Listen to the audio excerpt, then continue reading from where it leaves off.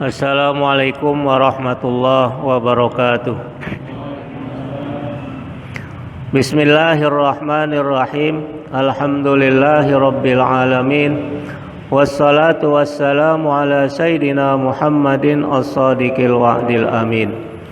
Allahumma la ilma lana illa ma 'allamtana innaka antal alimul hakim. Allahumma 'allimna ma yanfa'una wanfa'na bima 'allamtana wa zidna ilma. Allahumma arinal haqqa haqqa warzuqna ittiba'ah wa arinal batila batila warzuqna ijtinabah. Allahumma ij'alna mimman yastami'una al-qawla fayattabi'una ahsanah wa adkhilna birahmatika fi ibadikas salihin. Allahumma akhrijna min zulumatil jahli wal wahmi ila anwaril ma'rifati wal ilmi wa min wuhulis syahawati ila jannatil qurubat. Amma ba'du. Qala al-muallif rahimahumullah wa adaman naf'a bihi wa bi ulumihi fid dharain amin. Halaman 407 paling atas. Al-akhbaru bi khusrani man laha aniz zikri. Bapak-bapak, ibu-ibu dan saudara-saudara sekalian, alhamdulillah wa syukrulillah, pada malam hari ini kita masih dapat hadir di majlis yang mulia ini, yaitu majlis ilmu dan majlis zikir di tempat yang mulia ini, yaitu baitun min buyutillah. Mudah-mudahan kehadiran kita di majlis yang mulia ini kita mendapatkan taman di antara taman-taman surga. Amin ya rabbal alamin. Salawat serta salam semoga tercurah kepada baginda Nabi kita Muhammad sallallahu alaihi wasallam beserta para sahabat, tabi'in, tabi'it tabi'in, a'immatil mujtahidin dan ulama amilin yang telah berjuang menyebarkan ajaran dan syariat Islam ke seluruh pelosok dunia, dan alhamdulillah Islam sampai ke bumi Nusantara dan Indonesia tercinta. Alhamdulillah berkat perjuangan mereka kita termasuk hamba-hamba Allah yang beriman.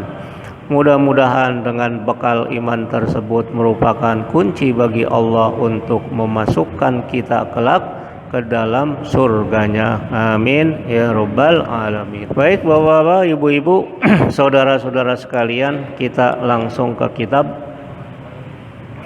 Sebelum kita menjelaskan ayat berikutnya, saya ingin mereview kembali pada minggu lalu, ya, wabil khusus ibu-ibu ini, bahwa ayat surat Al-Ahzab 35 itu innal muslimina wal muslimat wal mu'minina wal mu'minat wal qanitina wal qanitat was sadiqina was sadiqat was sabirina was sabirat wal khashi'ina wal khashi'at wal mutasaddiqina wal mutasaddiqat was shaimina was shaimat wal hafizina furujahum wal hafizat waz zakirina Allaha katsiran waz zakirat a'addallahu lahum maghfiratan wa ajran azima.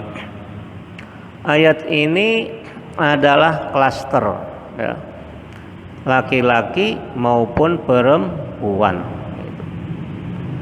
Jadi jangan sampai kita para suami, bapak-bapak, kita aja yang ingin masuk surga, yang mendapatkan maghfirah dan ajron azimah dari Allah. Sehingga istri kita, anak perempuan kita nggak kasih kesempatan untuk hanya melayani kita saja, begitu. Ya ibu, ini saya tekankan betul karena apa? Karena pertanggungjawaban kita kelak di akhirat di hadapan Allah adalah personal, individual, nafsi-nafsi, sendiri-sendiri, gitu. Oleh karena itu mari kita manfaatkan waktu kita bareng bersama-sama, gitu, suami dan istri. Apalagi seorang perempuan yang punya halangan dalam 1 bulan 1 minggu, begitu. Walaupun zikir boleh, yang lain-lain ibadahnya enggak.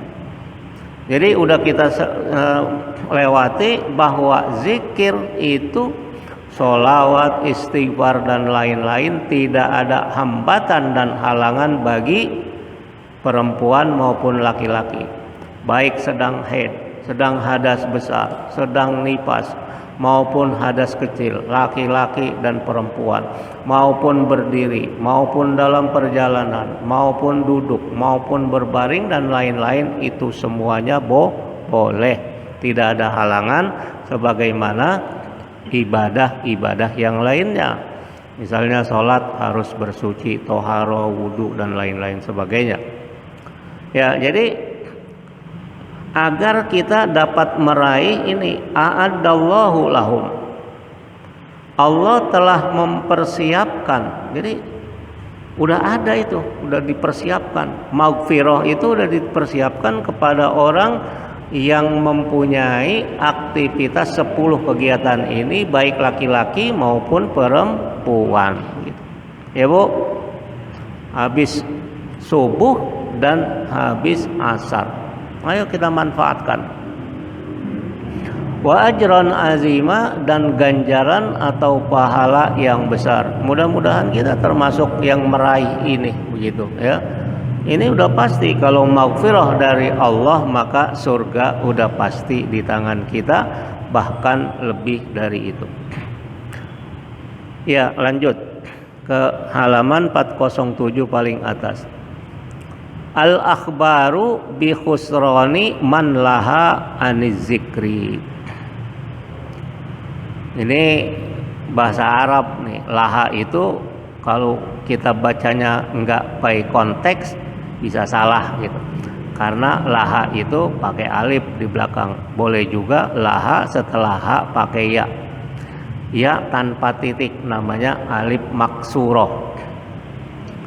Al-akhbar, informasi atau berita, bi khusroni, dengan khusron, kerugian, khosaroh, rugi.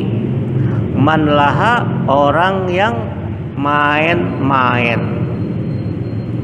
Kalau kita nggak baik konteks, laha, la itu bagi, ha-nya, baginya perempuan, tapi konteksnya nggak nyambung. Jadi laha di sini yalhu, bisa tulisnya dengan ya maksuroh atau alif maksuroh, itu ya tanpa titik. Gitu. Artinya adalah yalhu, main-main, canda, senda, gurau, iseng. Aniz zikri, daripada zikir kepada Allah Subhanahu wa ta'ala. Artinya kita tidak peduli terhadap zikir kepada Allah, padahal itu sangat mudah. Tinggal kita membiasakan diri kita, tinggal kita mendawamkan, tinggal kita mempunyai komitmen yang tinggi untuk senantiasa dilakukan. Kita niatkan saja, saya habis subuh tidak akan beraktivitas dulu, terutama bagi yang tidak bekerja, kecuali saya sudah menyelesaikan target. Kita pasang target dah, ya Bu, baik bapak-bapak maupun ibu-ibu, targetkan itu. Jadi kalau kita udah targetkan sampai jam sekian, sekarang mudah pakai jam saja, barulah setelah itu kita beraktivitas secara normal, kegiatan-kegiatan yang lain, baik di rumah tangga maupun yang lain-lain. Kalau ibu-ibu mau mencuci pakaian, bebenah rumah, nanti setelah itu gitu. Begitu juga habis asar, ya, kita manfaatkan ini sebaik-baiknya, karena ini adalah fursah, kesempatan itu tidak akan terulang, karena waktu itu kassoifi, kata ya, kasaifi bukan sod, kasaifi, waktu itu bagaikan pedang. Kalau kita salah menempatkan, memanfaatkan pedang itu, maka pedang akan menggorok kita. Kenapa? Artinya fatal mi'ad, ya, fatal atau fatal waktu. waktunya itu nggak terulang lagi. Kita mau ulangi nggak bisa, nggak mungkin. Qala Allah Ta'ala ya ayyuhallazina amanu la tulhikum amwalukum wala auladukum an zikrillah. Ini firman Allah. Wa may yaf'al dzalika fa ulaika humul khasirun. Ini surah Al-Munafiqun. Wahai orang-orang yang beriman, la tulhikum amwalukum. Janganlah harta kalian, wala auladukum, juga anak-anak kalian. Tulhikum, membuat kamu menganggap remeh. Ya, laha, membuat kamu bersenda gurau, bercanda dan lain-lain. An zikrillah, dari zikir kepada Allah. Nah, ini bahaya nih harta kita.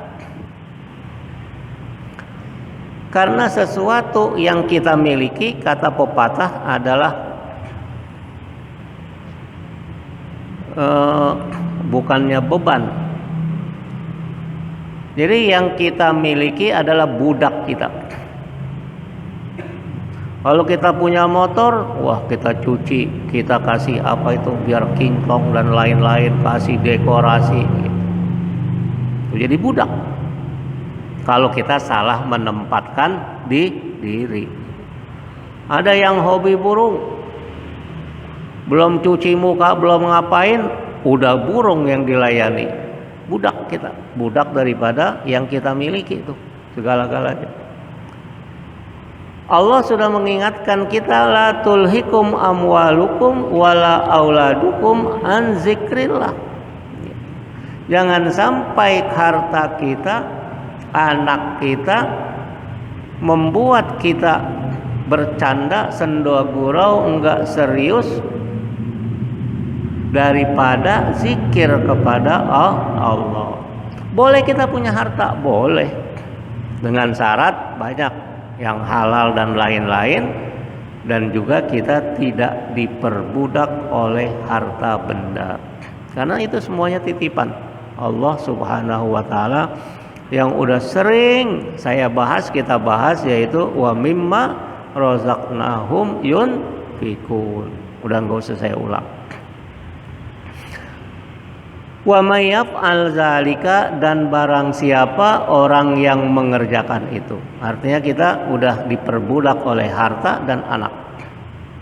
Wa ulaika humul khasirun, maka orang-orang itu atau mereka termasuk orang-orang yang khasir, khusron, yaitu orang yang rugi gitu. Nauzubillah. Ya, hati-hati ini kita. Ya. Apalagi harta kita diperoleh dari yang haram dan lain-lain. Ini nauzubillah, banyak Pak, banyak. Zaman sekarang ini tidak mengindahkan lagi sumber harta itu dari yang haram. Nauzubillah, berat Pak. Karena itu akan menurun kepada keturunan kita. Nauzubillah, ya. Kalau kita kasih makan anak istri kita dari harta yang haram, maka harta tadi melalui makanan minuman masuk ke dalam darah istri dan anak kita. Nauzubillah. Nah, karena kita sebagai pemimpin akan dipertanggungjawabkan, dituntut, diminta pertanggungjawaban kelak. Ya, ini dalil-dalil ini adalah untuk memperkuat, karena dibuka dengan firman Allah, ya ayyuhallazina amanu, wahai orang-orang yang beriman, walau imannya masih fluktuatif, walau imannya masih berubah-ubah, nggak apa-apa, ayo. Justru berat kalau diungkapkan wahai orang-orang al-mu'minun yang beriman, tapi imannya udah mantul, udah mantap, betul, berat. Karena kita nggak masuk itu. Kalau ya ayyuhallazina amanu kita masuk karena kita akui kita masih lemah, iman kita fluktuatif, ya, turun naik. Ayo kita manfaatkan untuk zikrullah. Ya. Zikrullah itu kalimat thayyibah apa saja yang kita bisa. Ya, udah sering betul itu. Tinggal kita konkretkan aja menjadi bentuk aplikasinya, yaitu kita amalkan. Jangan sampai harta benda kita melengahkan kita hal tersebut. Jangan sampai anak-anak kita membuat kita cuek dan lain sebagainya. Lanjut. Ja'alallahu subhanahu wa ta'ala zikrahu jazaan li zikriz zakir. Qala ta'ala Ja'alallahu subhanahu wa ta'ala, Allah subhanahu wa ta'ala menjadikan zikrahu, zikir dan ingat kepadanya. Ya, jadi kita berzikir kepada Allah, kita ingat kepada Allah jazaan sebagai imbalan, sebagai ganjaran, sebagai pahala li zikri zakir, kepada orang yang zikir, kepada yang zakir, yang berzikir. Ya, ingat kepada orang yang melakukan, ingat dan orang yang melakukan zikir tersebut. Qala ta'ala fazkuruni azkurkum, di surat Al-Baqarah nih. Washkuruli wala takfurun. Ini kalimatnya sudah sering saya ingatkan, syarat masyrut namanya. Fazkuruni, maka jika engkau kalian, banyak nih, maka jika kalian ingat kepadaku, azkurkum, maka aku ingat kepada kalian. Ini syarat masyrut. Syaratnya, jika kalian zikir kepada aku, maka aku pun akan berzikir kepada kalian. Tentu saja udah kita tahu makna daripada zikirnya Allah kepada kita adalah memberikan rahmat, anugerah, rezeki dan lain-lain sebagainya. Tapi ini syarat masyrut. Ya, syarat masyrut itu adalah dengan jika. Kalau kita tidak mengerjakan itu, maka kita tidak memperoleh apa-apa. Begitu. Karena apa? Kita tidak melakukan. Sering saya contohkan, jika si A datang kepada saya, maka akan saya berikan uang. Karena nggak datang, maka tidak saya berikan uang. Ini namanya kalimat syarat masyrut, syarat dan yang disyaratkan. Indikasinya apa? Jawab syarat, ya. Azkurkum itu roknya sukun atau mati. Irham man fil ardi yarhamkum man fis sama. Ada yang membaca yarhamukum, tapi kalau yarhamukum itu bukan jawab syarat lagi. Irham atau irhamu man fil ard. Ada riwayat irham atau irhamu. Kasihanilah jika kamu mengasihani. Gitu. Ya.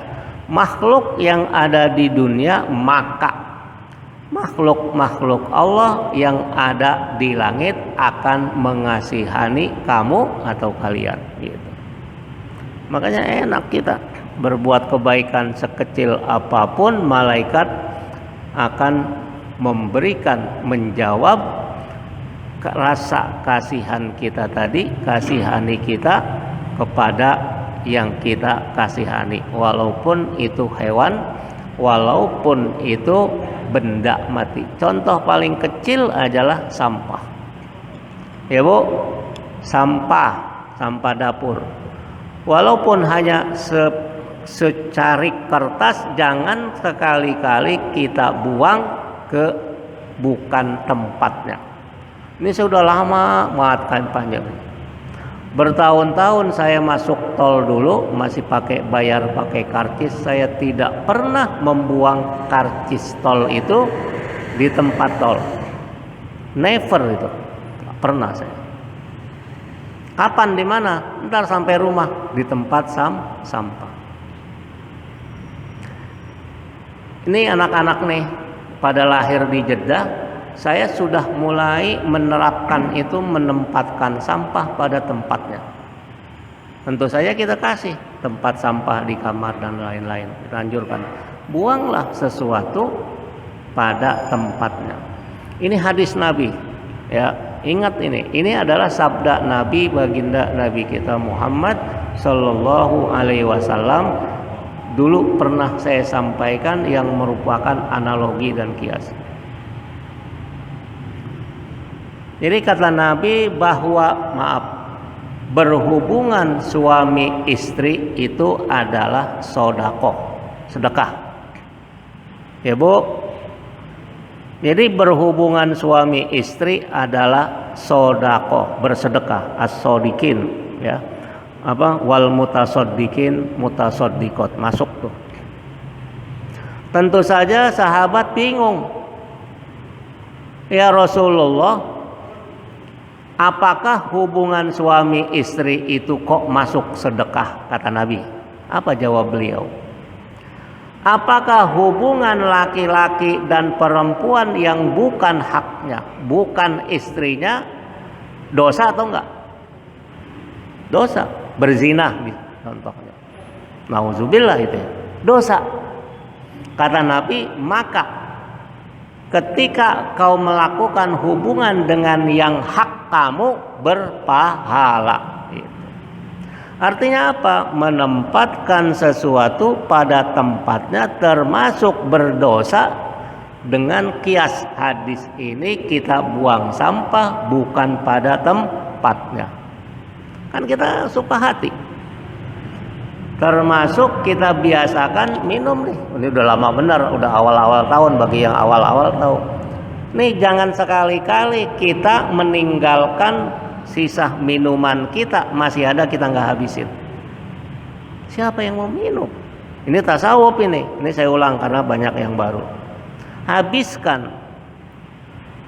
Saya diperhatikan oleh murid-murid saya tempat lain. Dia bilang, Pak Ustadz, saya perhatikan minumnya itu nggak pernah, saya bilang, ada tersisa. Insya Allah saya bilang, saya sudah menerapkan udah lama. Andaikan enggak habis saya bawa, saya tenteng. Begitu juga ketika bertamu disediakan teh atau apa, saya bilang saya boleh teh hangat, enggak manis, dan saya habiskan. Karena siapa yang mau menghabiskan bekas dan sisa orang lain?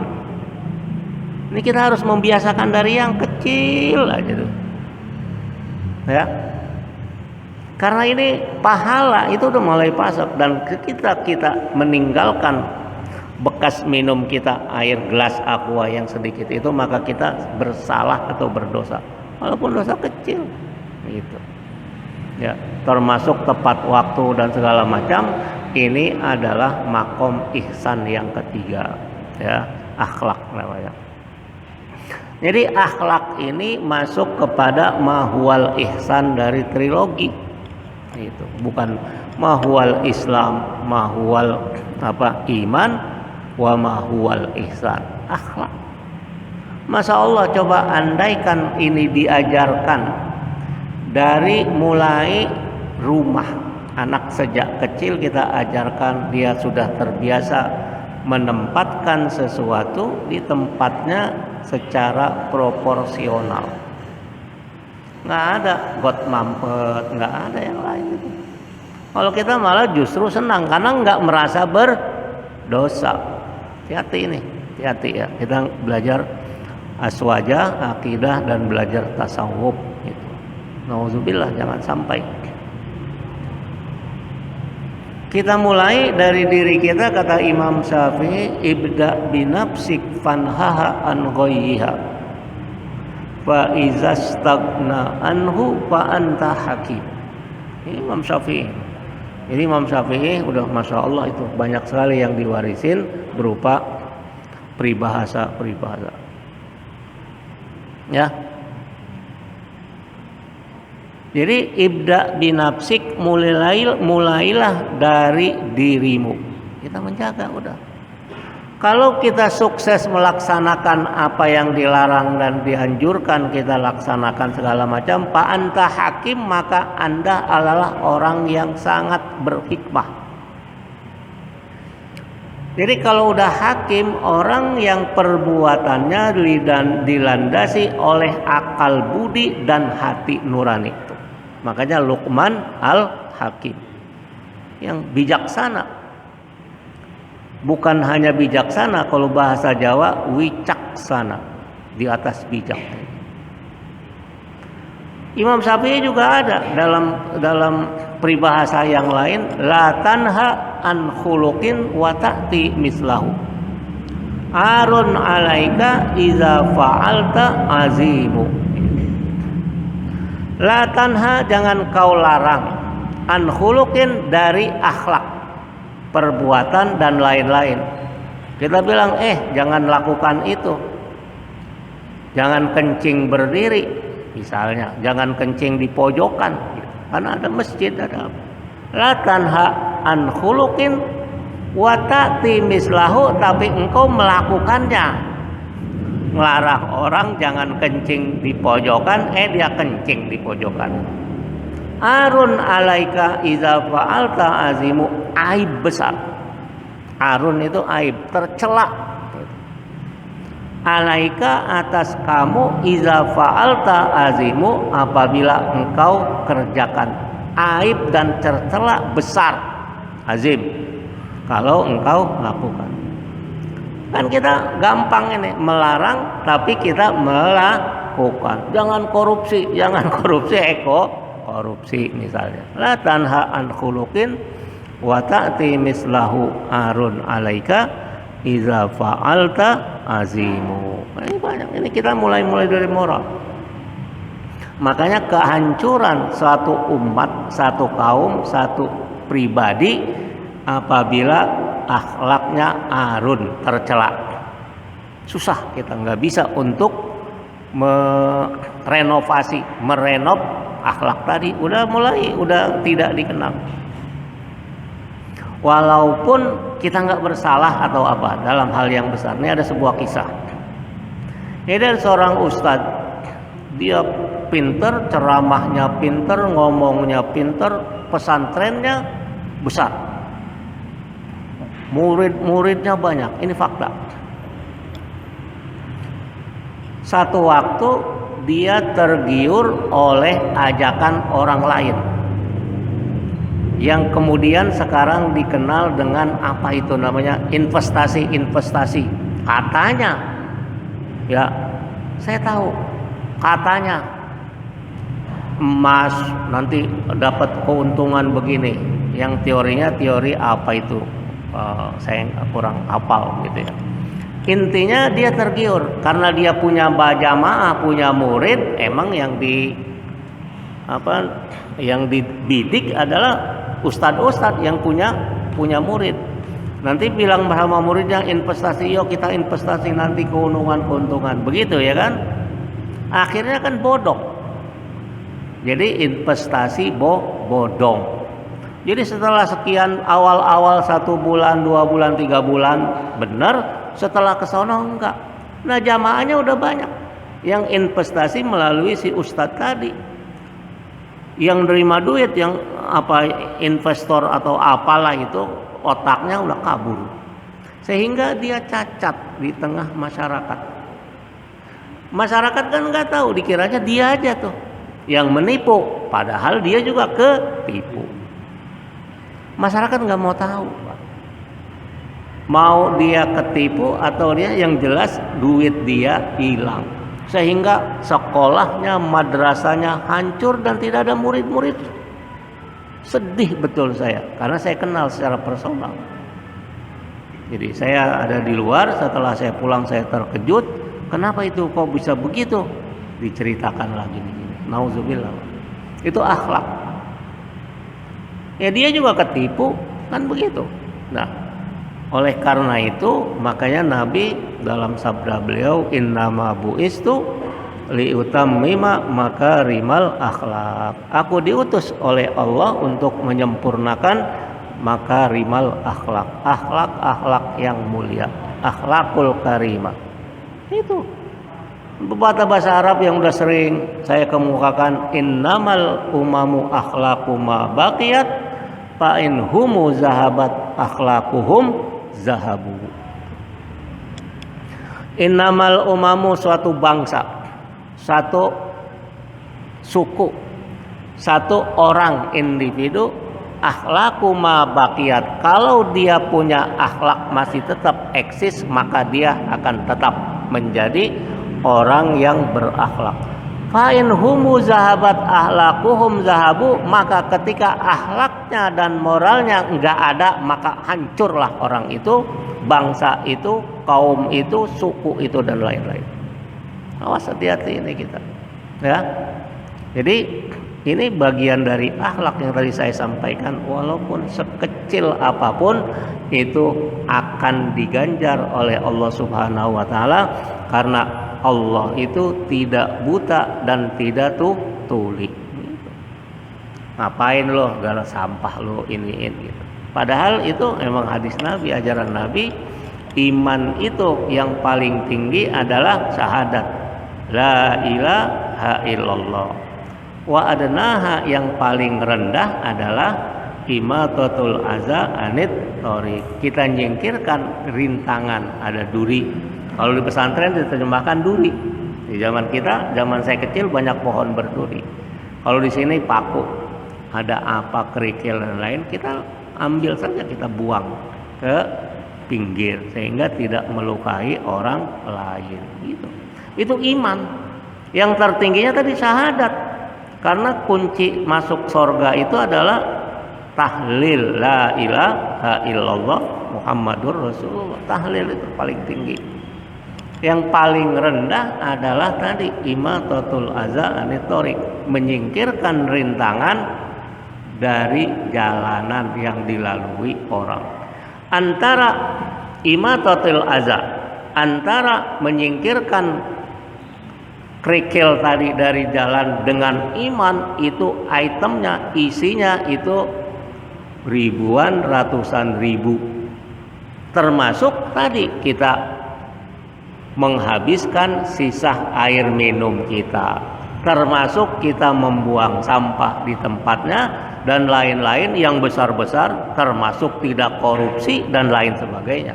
Nauzubillah gitu. Ya Pak, Bu, mudah-mudahan paham nih, karena itemnya, kalau Nabi ngomong itemnya ini banyak sekali, antara level rendah menyingkirkan gangguan dari jalan sampai tahlil la ilaha illallah, itu banyak sekali. Itulah kehidupan kita, itulah waktu-waktu yang kita miliki dari kehidupan. Washkuruli wala takfurun, dan hendaklah kalian bersyukur li kepada Allah, wala takfurun, dan janganlah engkau mengingkari kafir. Jadi kafir ini adalah kita mengingkari Allah Subhanahu wa ta'ala, atau kita menutup hati kita atas Allah Subhanahu wa ta'ala.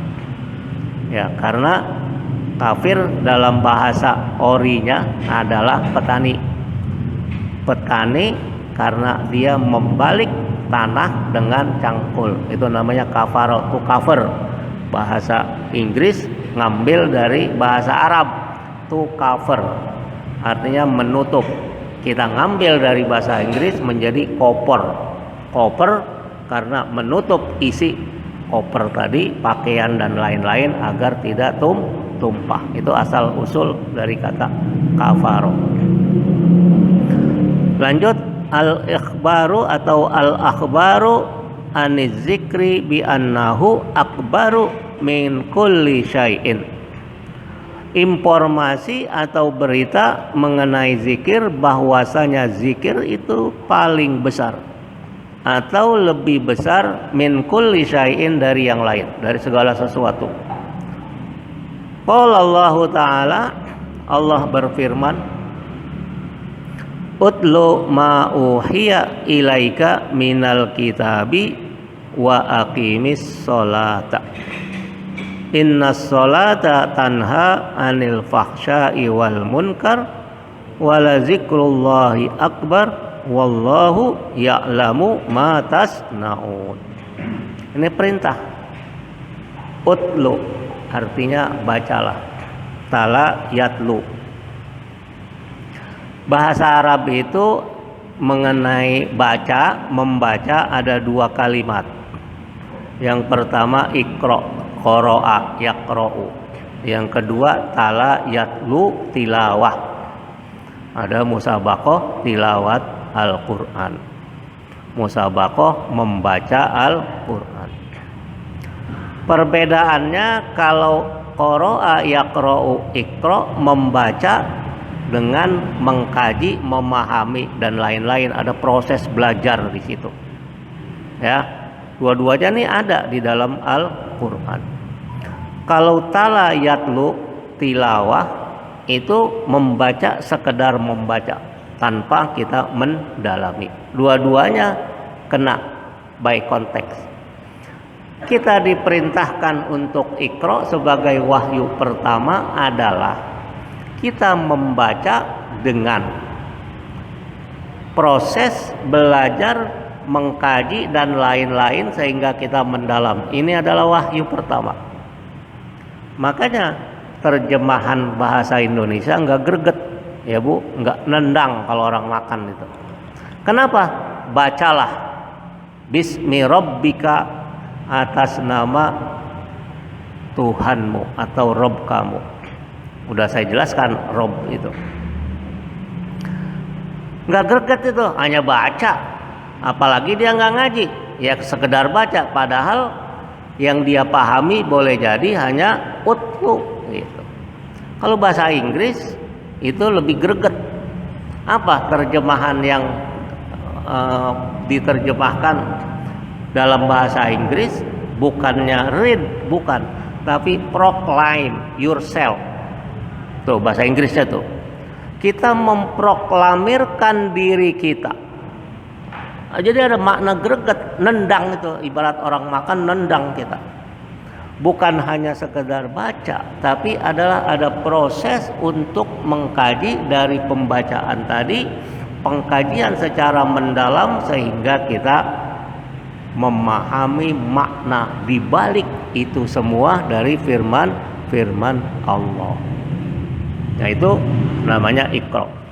Kalau utlu itu ya membaca. Itu pun udah bagus karena membaca Al-Quran itu termasuk ibadah. Satu-satunya ibadah di luar ibadah mahdhah membaca Al-Quran. Ibadah itu kita membaca hadis nggak masuk ibadah tapi dapat pahala. Kita belajar hadis. Jangan dibilang nggak dapat pahala, ntar saya nggak mau belajar nuntut ilmu, baca kitab. Berpahala tapi tidak masuk ibadah. Ibadahnya di mana? Ibadahnya kita mengkaji ilmu. Tapi kalau Quran, kita membaca Quran kemudian kita mempelajarinya dengan tajwid dan lain-lain, kita udah double, triple dan lebih pahala membacanya sebagai ibadah, pahala mengkajinya, mempelajari tajwid, kemudian mempelajarinya secara tafsir dan lain-lain. Karena definisi Al-Quran adalah kalamullah, firman Allah yang diturunkan kepada Nabi kita Muhammad sallallahu alaihi wasallam melalui malaikat Jibril, dan membacanya adalah ibadah. Makanya alif lam mim bukan satu, menjadi alif harf, lam harf, dan mim harf. 3 begitu. 3 kalau kali 10, karena setiap kebaikan diganjar Allah itu dengan 10 kebaikan, bahkan berlipat-lipat ganda. Kalau sedekah 700 kali lipat gitu. Nah, hitungannya udah bukannya lagi triple dan lain-lain, udah masya Allah tuh pahalanya gitu. Utlu, bacalah, ma'uhiya, apa yang diwahyukan, ilaika, kepada engkau, minal kitabi, daripada Al-Quran, wa aqimis sholata, dan kerjakan, dirikanlah sholat. Ini ringkas ya Al-Qur'an. Jadi asalnya akim. Kalau bahasa Arab sukun mati maka bacanya kasroh sebagai penyelamat itu. Asalnya wa akim as-sholata kalau kita baca satu-satu. Tapi kalau kita sambung wa aqimis sholata, nggak boleh wa aqimas sholata atau wa aqimus sholata. Ini kaidah di dalam gramatika bahasa Arab. Jadi antara ma'uhiya ilaika minal kitab wa aqimis sholata, jangan kita menganggap yang lain-lain nggak perlu kita lakukan gitu. Tidak. Tapi ini adalah poin-poin besarnya yang detailnya Allah terangkan di dalam ayat lain maupun Nabi jelaskan. Sebagai review, pengulangan saya ulang lagi bahwa Al-Quran 30 juz adalah tafsir daripada Muqaddimah surat Al-Baqarah ayat 1 sampai ayat 20. Ini ingat lagi nih, ini tafsir betul nih ngaji. Dari 20 ayat surah Al-Baqarah di Muqaddimah terdapat 3 tipe manusia. Yang pertama adalah al-muttaqin, hudal lil muttaqin. Muttaqin ini adalah proses dari muslimin. Innal muslimina wal muslimati wal mu'minina wal mu'minati wal qaimina wal qaimati dan seterusnya dan seterusnya. Wal qanitina wal qanitati, inilah proses kita ini sebagai individu sampai makom tertinggi yaitu muttaqin. Jadi walaupun ayat ini utlu ma'uhiya ilaika minal kitabi wa aqimis sholata adalah sebuah proses yang panjang yang isinya A sampai Z kita menjadi muttaqin. Ya. Karena surga itu uiddat lil muttaqin, yang dipersiapkan untuk orang-orang muttaqin. Kalau muslimin itu masih belum, masih melalui proses pencucian dosa-dosa dan lain-lain. Ya.